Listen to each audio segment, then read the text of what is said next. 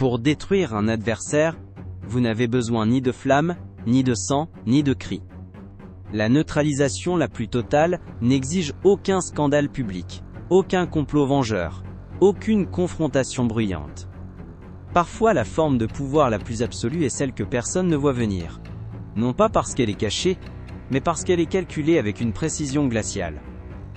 C'est ce que Nicolas Machiavel, ce génie de la stratégie de la Renaissance, comprenait mieux que quiconque. Pour effacer l'influence de quelqu'un, vous n'avez pas besoin de l'affronter de front. Il s'agit de le laisser s'effondrer sous le poids de ses propres mots, de ses propres actions, de ses propres erreurs. Vous ne frappez pas. Vous ne réagissez pas. Vous lui donnez l'espace nécessaire pour se discréditer lui-même. Et quand tout est fini, vous restez debout, intouchable, pendant qu'il s'évanouit dans l'oubli. Machiavel n'a pas écrit Le Prince pour enseigner la force brute. Il a montré comment dominer par la maîtrise de la perception, du silence et de la stratégie. Ce Florentin, vivant dans une Italie déchirée par les intrigues politiques du XVIe siècle, était un observateur aiguisé des jeux de pouvoir. Il a vu des princes tomber et des réputations se briser sous le poids d'erreurs évitables. Sa philosophie repose sur une vérité intemporelle. La véritable puissance n'est pas l'attaque, mais le contrôle absolu de soi-même et de l'image que l'on projette. Pour neutraliser quelqu'un, ne lui donnez jamais ce qu'il désire le plus. Votre attention, votre réaction. Ne lui offrez pas une bataille à gagner. Offrez-lui un vide dans lequel il se noiera. Tirons une leçon de la vie de Machiavel lui-même. En 1512, après la chute de la République florentine, il fut accusé de complot contre les Médicis. Exilé, emprisonné, torturé. Il aurait pu hurler son innocence, écrire des pamphlets enflammés. Mais Machiavel savait que réagir, c'est donner du pouvoir à ses accusateurs. Au lieu de cela, il se retira et rédigea Le Prince. Un ouvrage qu'il a non seulement réhabilité, mais immortalisé. Ses ennemis, eux, sont réduits à des notes de bas de page. Machiavel ne les a pas combattus. Il les a laissés s'épuiser seuls, pendant qu'il construisait un héritage qui les a totalement éclipsés. C'est la méthode, ne jamais réagir à l'attaque, mais utiliser ce temps et cette énergie pour créer quelque chose qui rend l'adversaire insignifiant. Imaginez maintenant cette scène. Quelqu'un vous insulte en public. Il veut vous humilier, vous faire sortir de vos gonds, vous tirer dans son arène boueuse. L'instinct primaire est de répliquer, de défendre son honneur.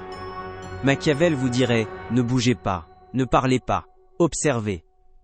Le silence, dans ce moment, n'est pas une faiblesse, c'est une arme. Un silence calculé qui désarme.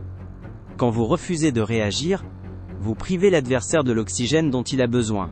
Sa provocation repose entièrement sur votre réponse. Il veut vous voir énervé, déséquilibré, pour prouver au monde que ses mots vous ont atteint. Mais si vous restez immobile, si vous laissez ces paroles flotter dans l'air, vous le mettez dans une position terriblement inconfortable. Le silence crée un malaise. L'audience commence à se demander, pourquoi ne répond-il pas? Est-il au-dessus de ça? L'attaquant n'a-t-il pas l'air un peu ridicule, seul dans son agressivité? Plus il parle pour combler ce vide, plus il semble désespéré. Plus il provoque, plus sa stature diminue. Car dès l'instant où quelqu'un doit convaincre les autres de son pouvoir, il l'a déjà perdu. Prenons un exemple concret. Vous êtes en réunion. Un collègue, peut-être jaloux, lance une remarque cinglante. Ton idée est irréaliste. Tu n'as pas l'expérience pour ça. La salle retient son souffle. Au lieu de vous défendre, faites une pause. Regardez-le calmement, non pas avec colère, mais avec une observation neutre, comme si vous étudiez un phénomène curieux. Laissez le silence s'étirer, juste 1 ou 2 secondes de trop. Puis, sans lui adresser un mot de plus, tournez-vous vers quelqu'un d'autre et dites « Bien, passons à la prochaine étape. Sarah, quelles sont tes idées ?» Vous venez de redéfinir le cadre. Il s'attendait à une bataille, vous lui avez offert un non-événement. Dans cet instant, vous avez envoyé le plus puissant des messages « Tu n'es pas assez important pour mériter une réponse ». La foule le ressent. Tu n'as pas plié. Tu n'as pas escaladé. Tu as dominé par le silence, et dans ce silence, ton adversaire a commencé à rétrécir. Car voici le secret. La plupart des gens ne veulent pas vous vaincre, ils veulent contrôler le récit autour de vous. Ne leur donnez rien à exploiter. Quand Machiavel fut exilé, ses ennemis s'attendaient à ce qu'il complote. Il ne l'a pas fait. Il a transformé son exil en une retraite studieuse. En ne réagissant pas, il a laissé ses accusateurs sensibles. Les Médicis, au pouvoir, ont même fini par se méfier de ceux qui avaient accusé Machiavel avec tant d'insistance, trouvant leurs ailes suspects. La leçon est claire. Quand quelqu'un vous attaque, ne vous défendez pas. Construisez, créez, devenez si grand que leurs attaques deviennent des murmures inaudibles. Votre silence public n'est que la première étape. Derrière cette façade, vous agissez, mais toujours par soustraction. Vous retirez votre attention, votre énergie, votre présence. Pas avec une annonce dramatique, mais par une disparition subtile. Vous cessez de les inclure dans les conversations importantes. Vous arrêtez de partager des informations. Vous retirez votre validation. Il ne lui reste qu'à s'agiter dans le vide, et plus il élève la voix, plus il semble insensé, car vous ne jouez même plus à son jeu. Cette stratégie s'adapte à chaque type d'ennemi.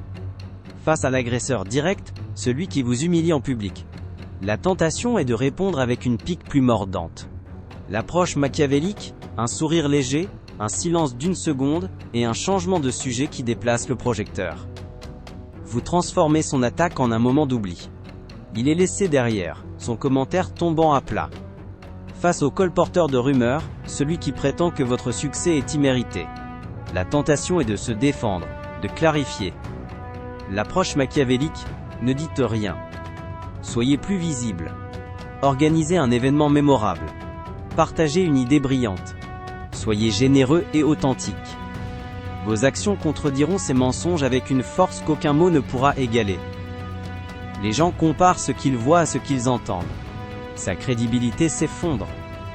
Face à l'ennemi sournois, celui qui vous sourit mais sème le doute en privé, ne le confrontez pas. Redoublez d'excellence.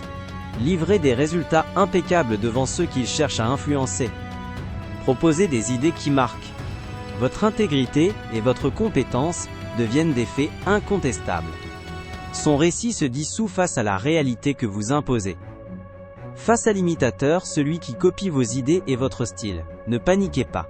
Machiavel dirait qu'il vous rend hommage, en admettant que votre modèle est supérieur. N'essayez pas de le dénoncer. Accélérez. Évoluez. Changez de terrain. S'il copie votre présent, c'est que vous êtes déjà dans le futur. Il est condamné à être un suiveur. Enfin, face à celui qui vous sous-estime, le supérieur condescendant qui vous croit inférieur, n'argumentez pas, attendez. Observez. Construisez. Rien ne brise plus l'orgueil que d'être surpassé en silence par celui qu'on méprisait.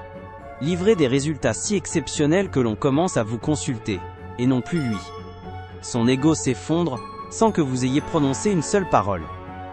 L'arme ultime est l'exposition par le contraste. S'ils disent que vous êtes arrogant, soyez humble et généreux. S'ils disent que vous êtes incompétent, livrez des résultats irréprochables. S'ils disent que vous êtes manipulateur, soyez transparent et constant.